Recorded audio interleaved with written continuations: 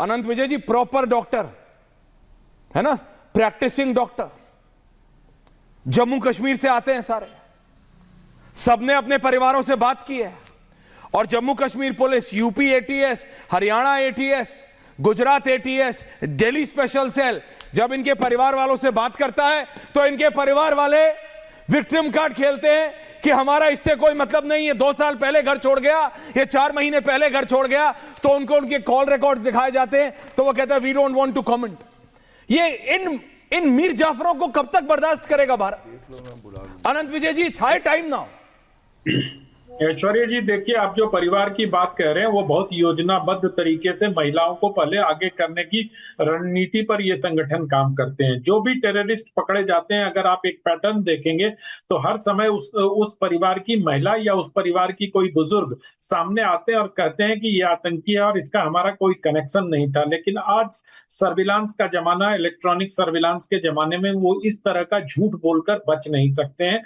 ये इस केस में भी शामिल हुआ, पिछले सारे केस में शामिल हुआ, ये स्थापित हुआ है। तो मुझे लगता है कि ये सही समय है कि अब अपने परिवार वालों को भी ये पूछना होगा कि बेटे तुम कहां। मुल्क फिल्म का, आप फिल्मों की बात कर रहे थे, मुझे मिशन कश्मीर और फना याद आ रहे थे, जिसमें ऋतिक रोशन और आमिर खान दोनों के उसको यही बताया गया था कि ये बेचारे थे इसीलिए बंदूक उठा लिया, इन पे बहुत जुल्म हुआ इसलिए बंदूक उठा ली। इन पे डॉक्टरों पे कौन सा जुल्म हो गया भाई साहब, ये बताइए। ये इन डॉक्टरों को जो इतने बड़ी यूनिवर्सिटी में, मेडिकल कॉलेज में, शाहीन जो महिला है वो कानपुर मेडिकल कॉलेज में काम करती थी, वो उसकी जैस की महिला विंग की अध्यक्ष हैं, मतलब चीफ है।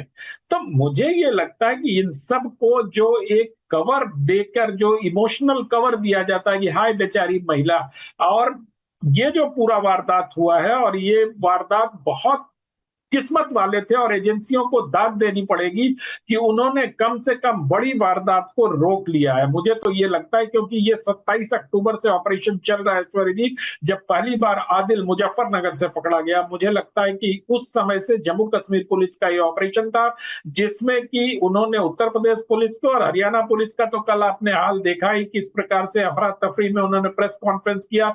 और सबसे बड़ी बात यह है कि 3000 किलो का एक विस्फोटक कहीं जमा है किसी मस्जिद में, किसी मदरसे में, और आपको हवा तक नहीं लग रही है। आपका लोकल इंटेलिजेंस यूनिट क्या कर रहा है?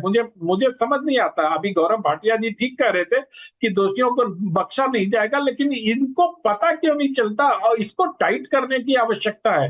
अगर वहां से ये भाग कर चला है और फरीदाबाद से दिल्ली आता है, लाल किले की पार्किंग में रखता है, इतने सीसीटीवी का क्या फायदा, इतने टोल का क्या फायदा, इतने नाकों का क्या फायदा, इतने पुलिस वालों की गश्त का क्या फायदा? और हरियाणा और दिल्ली पुलिस के संसाधन में बहुत अंतर है। दिल्ली पुलिस तो G20 के बाद बहुत हाईटेक हो गई है। उनको अगर ये नहीं समझ में आता है, 3 घंटे से नहीं, आनंद दादा, मेरे को एक इतना बड़ा ये सवाल था, अंसार जी आपको उस पर कॉमेंट करना मैं आ रहा हूं, लेकिन 3000 kilo ammonium nitrate, Haryana police RDX में था कि मीडिया ने RDX बोल दिया, क्लियर करो। अमोनियम नाइट्रेट तो पकड़ा था। फरीदाबाद से दिल्ली आने के मोटे मोटे 5 रास्ते हैं। उन 5 रास्तों में क्या कोई चेक पॉइंट था? क्या दिल्ली के, सेंट्रल दिल्ली के एरिया में कोई चेक पॉइंट्स थे? क्या पुरानी दिल्ली जो सेंसिटिव जोन? और जब रात को मैं पहुंचा वहां पे आनंद दादा, चांदनी चौक के बिल्कुल जो मेन अब तो वहां पे जंगले लग गए हैं तो गाड़ियां तो जा नहीं सकती, लेकिन उसके ठीक बाहर जो जैन मंदिर है उसके बिल्कुल ठीक बाहर वहां पे गाड़ी का चिथड़ा उड़ा पड़ा है। और मोडस ऑपरेंडी नया है, स्लो चलती गाड़ी में, सेंसिटिव एरिया में, रेड लाइट, और कोई डर नहीं था। इन डॉक्टरों में कोई डर नहीं था। कैमरे का जाल है 200 मीटर के रास्ते में, 400 ऑफिशियली 400 कैमरे हैं, जिसके अंदर 180 PTZ कैमरा है जो ऑडियो भी उठाता है। उसके सामने करा इन्होंने। अंसार रजा जी, आतंकवाद का धर्म नहीं होता, लेकिन इन सारे आतंकियों का आपको पता है एक ही धर्म है। आदिल पुलवामा, मुजम्मिल अनंतनाग, उमर पुलवामा, सज्जाद पुलवामा, और सारे डॉक्टर थे। कोई प्रताड़ित नहीं था अंसार रजा जी, कोई प्रताड़ित नहीं था। और अब उनके परिवार वालों से अगर सरकार या एजेंसी अच्छे से पूछताछ करेगी, क्योंकि प्रूफ है, सबसे बात हुआ है, तो आप झंडा बरदार मत बनिएगा, आप झंडा लेके मत लहराइएगा कि उनके परिवार वालों को तंग किया जा रहा है, पूछा जा रहा है। It's high time now, it's high time now Ansar Raza ji. Aishwarya ji, मैं आपकी एक एक बात का जवाब दूंगा, लेकिन अनंत विजय साहब ने आज एक बहुत गंदी बात कही है। क्या? मुझे उनसे ये उम्मीद नहीं थी। वो एक जर्नलिस्ट हैं, मैं उनका बड़ा गंदी बात एहतराम करता हूं। उन्होंने कहा है कि हरियाणा के किस मदरसे में, किस मस्जिद में 300 किलो आरटीएक्स मिला है। ये उन्होंने मस्जिद और मदरसे को जानबूझ करके लफ्ज़ इस्तेमाल किया है। ये बहुत गंदी फितरत है। ये फितरत नहीं आजमानी चाहिए थी, कम से कम इंटरनेशनल चैनल पर। किसी ने मदरसे और मस्जिद का नाम कल से अब तक नहीं लिया है। इन्होंने जानबूझ करके मस्जिद और मदरसे का लफ्ज़ का इस्तेमाल किया है। अच्छा। ये ठीक नहीं है। दूसरी चीज़, अब आ जाते हैं आप 300 किलो आरडीएक्स पर। क्या पुलवामा में जब इतना आरडीएक्स पकड़ा गया था, उसका आज तक सोर्स पता चला क्या, जो आपको दिल्ली के बगल का पता चल जाता?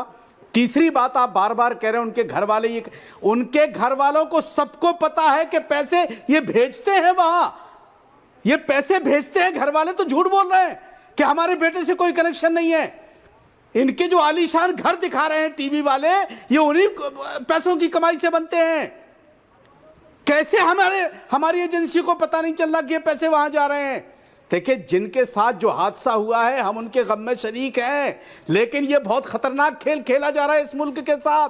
जो लोग भी खेल रहे हैं, ये खेल ठीक नहीं है। हमारे भारत जैसे पवित्र मुल्क को ये कुछ डॉक्टर हों या जो भी दाढ़ी टोपी वाले हों, अगर ये लोग बर्बाद करना चाह रहे हैं, तो सबसे पहले जिम्मेदारी बनती है हमारी देश की सरकार की कि पुलवामा के अटैक के टाइम पर जब 40 लोग हमारे शहीद हुए थे, उनकी जांच आज तक नहीं हो पाई। आप दिल्ली के बगल में 300 किलो आरडीएक्स जमा कैसे हो गया, जहां बीजेपी की सरकार, दिल्ली में बीजेपी की सरकार, सेंट्रल सरकार बीजेपी की, और कमाल कर रहे हैं आप दूसरों पे क्या साहब, गंदी राजनीति नहीं होनी चाहिए और बदले की। अरे कौन राजनीति कर रहा है यहाँ? कौन तुष्टीकरण की बात कर रहा है? अनंत विजय जवाब दे रहा है आपको। अनंत विजय जवाब दे रहा है आपको। समाजवादी पार्टी आ रहा है। अनंत विजय जवाब दे रहा है आपको। दीजिए, दें जवाब। अनंत विजय जी, दें जवाब, दें अनंत विजय साहब, कि उन्होंने मदरसे को मस्जिद का अनंत दादा, वो जवाब दें।